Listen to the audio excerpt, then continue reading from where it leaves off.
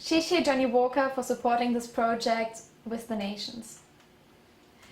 Hi, my name is Olga. I'm an exchange student at Tsusho University in Taiwan, and I would like to share my study experiences with you, and this is my table of contents. So I'm going to introduce myself. I'm going to talk a little bit about Taiwan, about my school here, my department and my courses.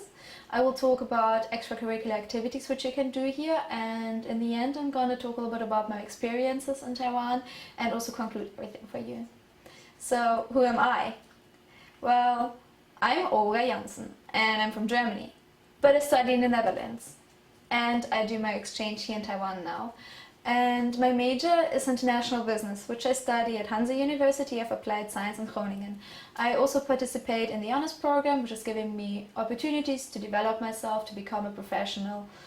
And during my international business course, I have to go abroad, which is normally done in my third year. And for my study abroad, I decided to go to Taiwan.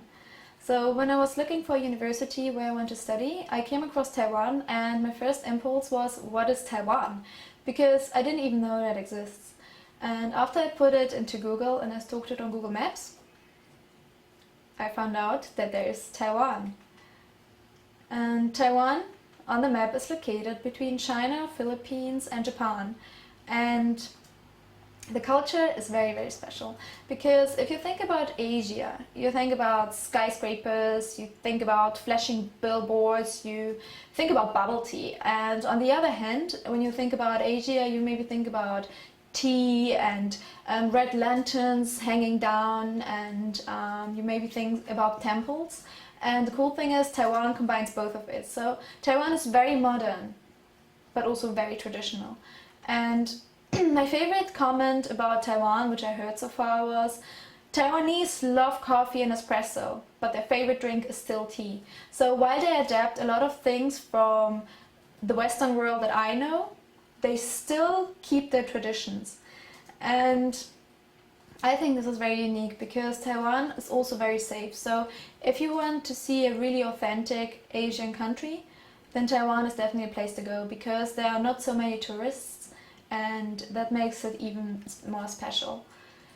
And also when I tell people that I study in Taiwan, they usually say, oh, Thai food. Taiwan is not Thailand.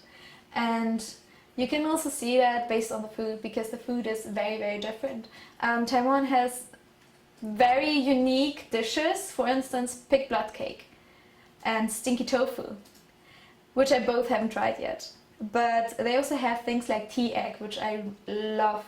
It's basically an egg cooked in very, very, very strong tea.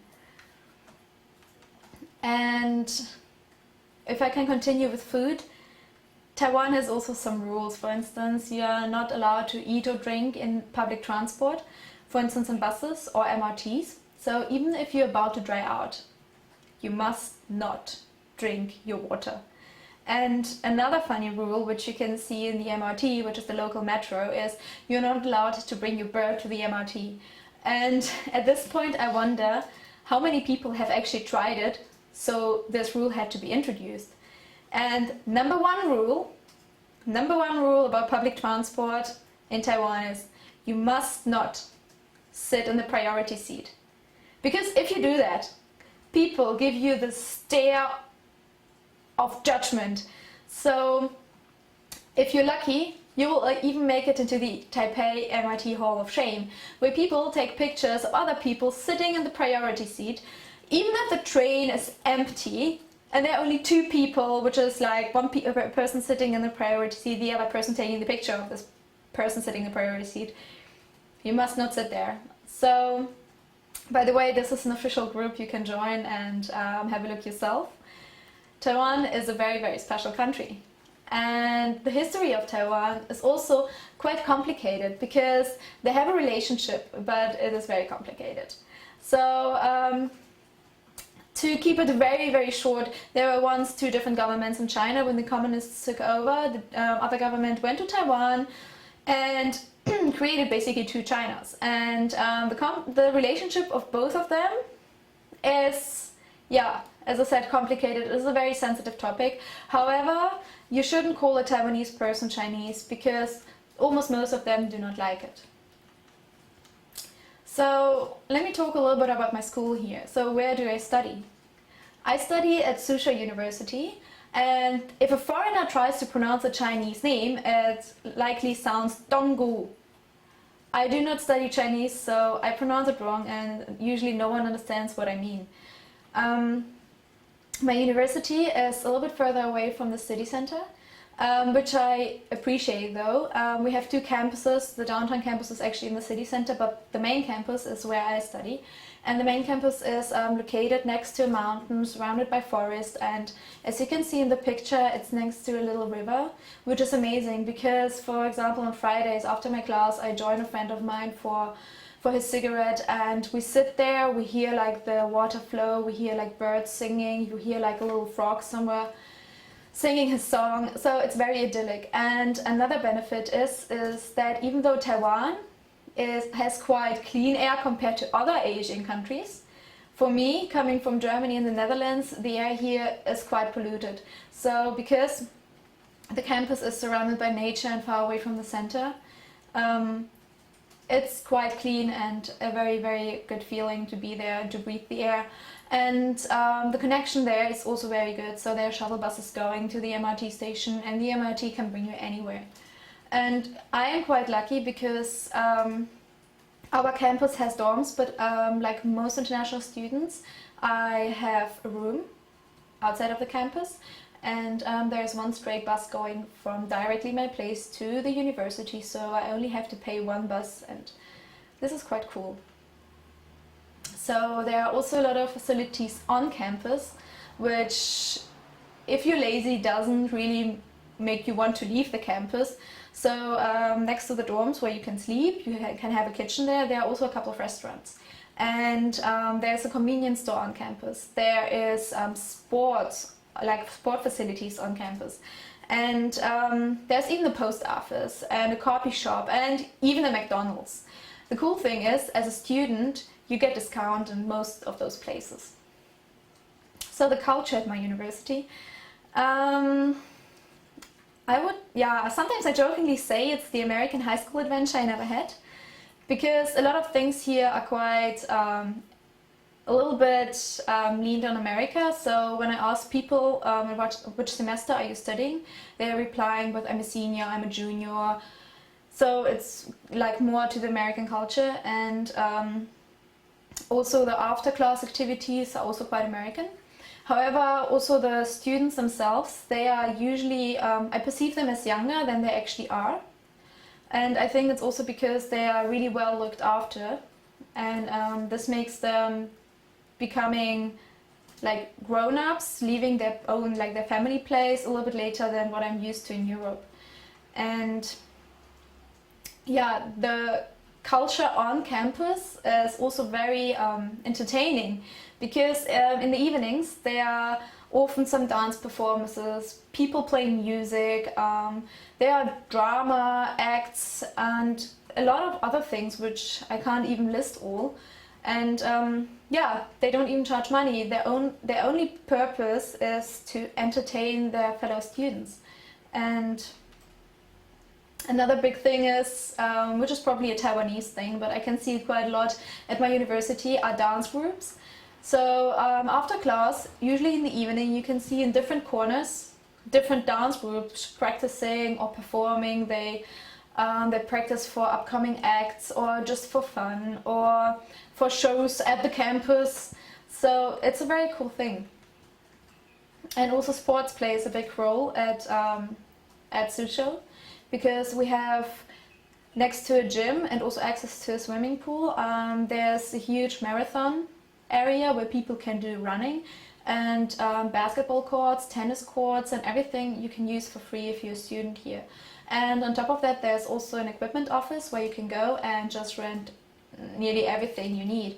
So friends of mine and we went there and rented for free, of course, we rented a frisbee to play a little bit while it was nice weather outside, or we even once got some baseball equipment just to try out how it's like.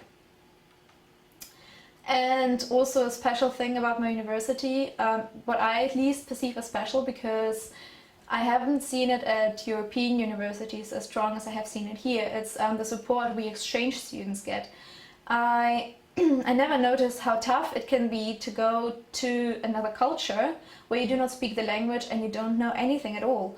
And while I had problems before I came here because the university didn't really reply to my messages and it made me worry a bit, the moment I arrived, the support was amazing, and the support, every exchange student got that support. And on our first day, we had like a little welcoming party where we met international volunteer students, and their only goal is to make our life more pleasant. So those people asked if we already have seen areas. They asked us if we are fine where we live, and also our international student office keeps asking us if we are fine and just keeps up to date what we're up to and if we are good.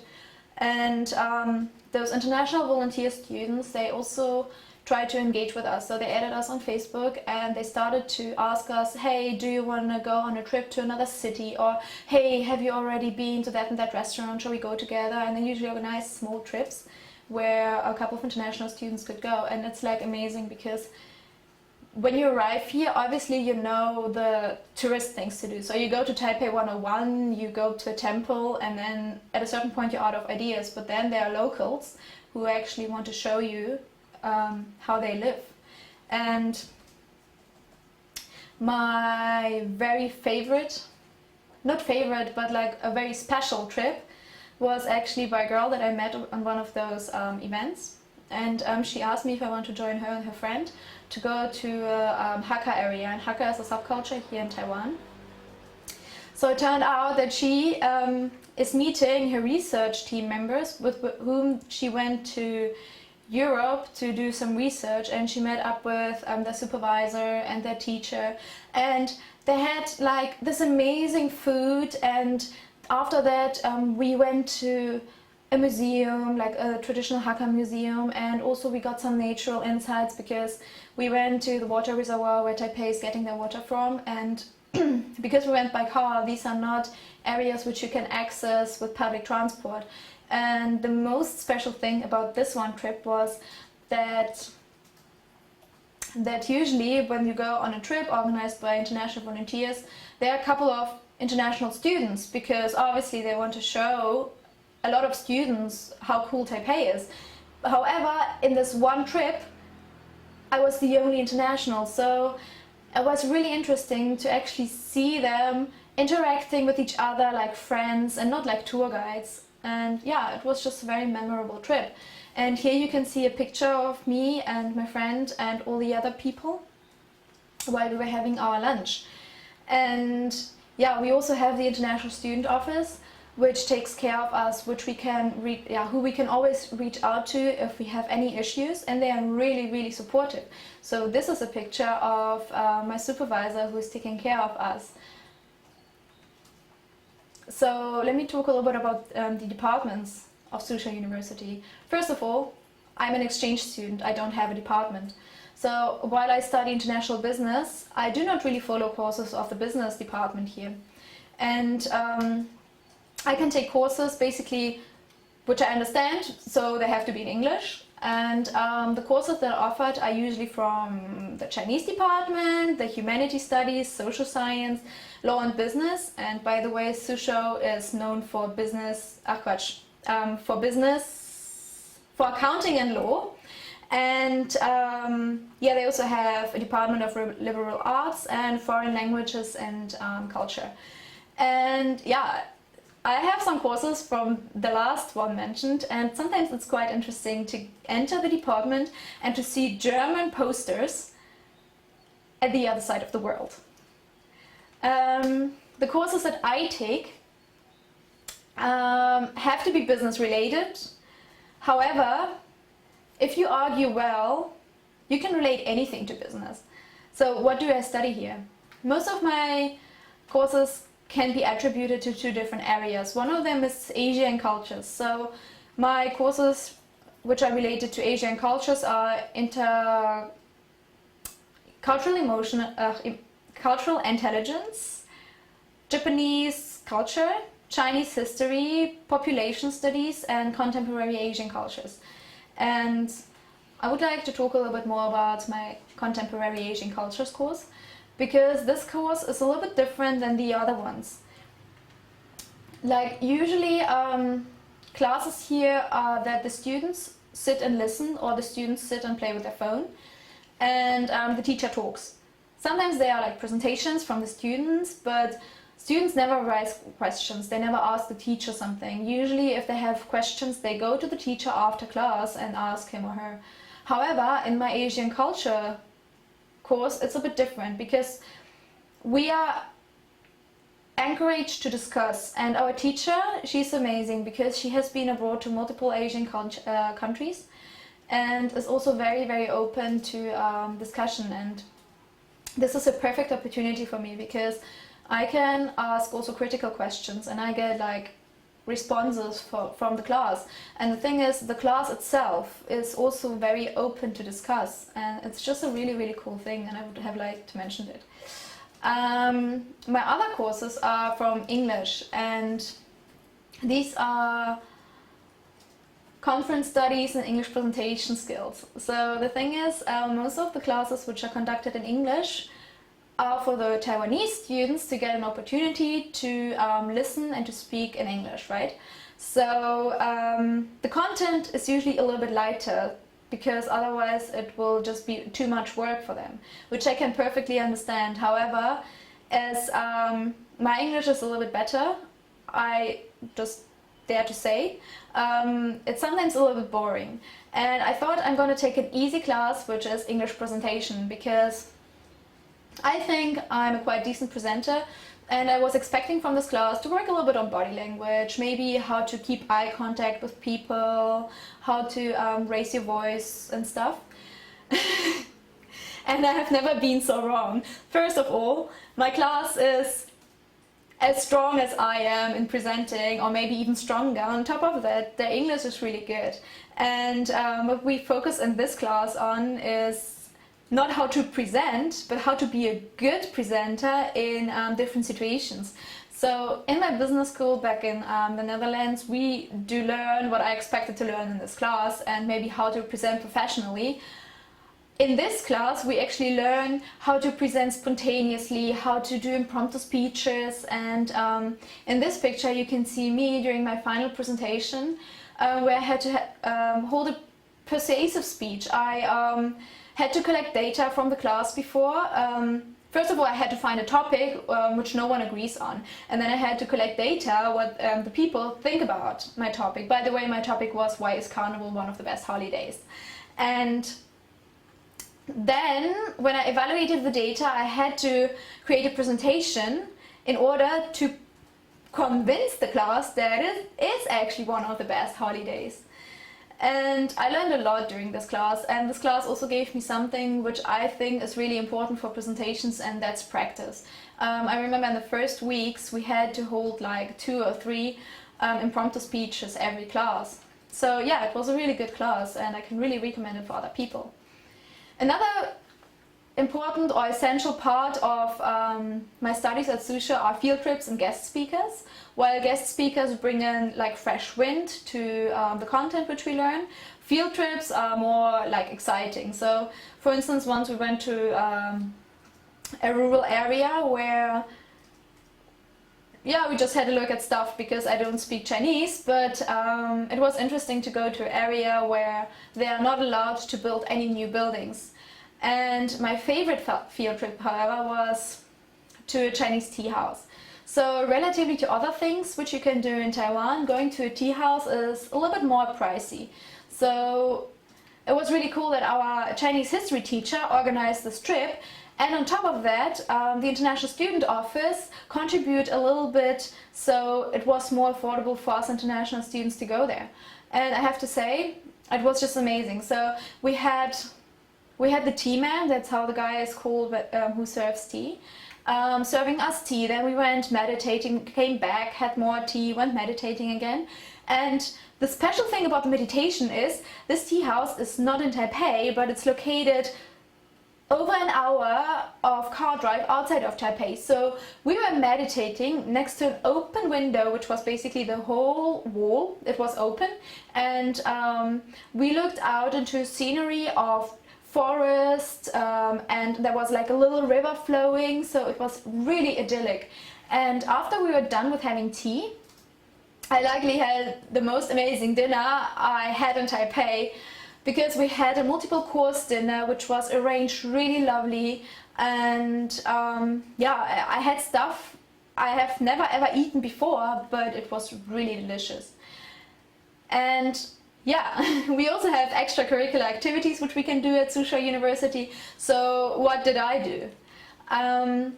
First, you can join clubs. Susha has like 180 plus clubs, and they range from research to sports, arts, dance, music. A friend of mine frequently dropped by at the guitar club to play a little bit of music, but I never participated in this club. However, I participated in the Japanese tea ceremony club, which was different from many things I have done before, because I'm a rather impulsive person. This whole thing forced me to calm down. A friend of mine said, "Olga, everything you do has to be graceful." So we started with dressing me up, and I think wearing a kimono is something which you can say you don't really have often the opportunity to when you're, for instance, in Europe. So after I was all pretty and stuff, I had to learn how to sit, how to stand up, how to sit down again, how to move while I sit, how to open doors, how to walk, how to look around in a room, or how to place your little fan in order to not offend anyone before I actually could start drinking tea. So it's a really cool class, and yeah, if you want to like learn something more related to meditation but still enjoy some tea, it's a cool thing to do. So another thing which you can do at Susha is sports, and Susha has a quite cool rule which most students don't like, because local Taiwanese students have to do at least 4 semesters of sport courses, for which they do not get any credits, but which they have to do in order to graduate. So because of this rule, there are a lot of courses actually offered. So students can learn how to bowl, how to play baseball, how to play tennis, or how to swim, how to play pool, or another course is dancing. And this is something I joined. It was not easy to join because I already skipped 3 weeks of classes, and the teacher doesn't speak English, so I needed a translator. But we managed to convince the teacher to let me join. And luckily I was having a couple of dance courses back in Europe, so I know the basics, and therefore it was not really hard to catch up.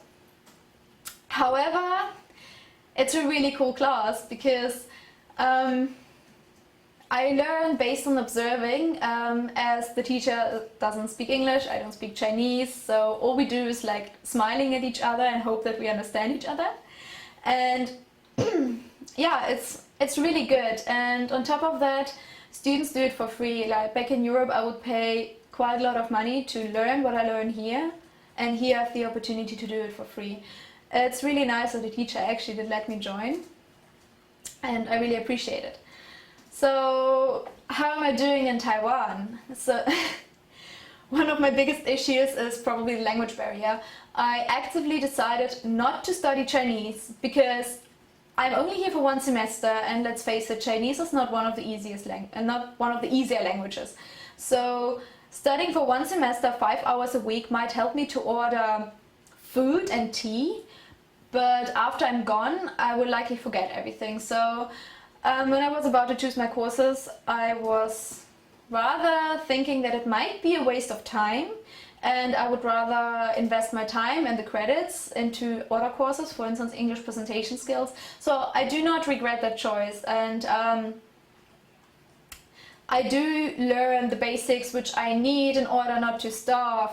However, if you stand in front of something like that, and you don't want to eat meat, and you ask them, "Yomi sushi," and they repeat what you said, and it sounds similar to what you want, they usually say mayo, mayo, which means we don't have it. And yeah, it's quite frustrating, because sometimes I just hope that people would speak English and understand me, or that I would be able to speak Chinese and make them understand what I want, because sometimes I also have the feeling that they just don't want to deal with foreigners.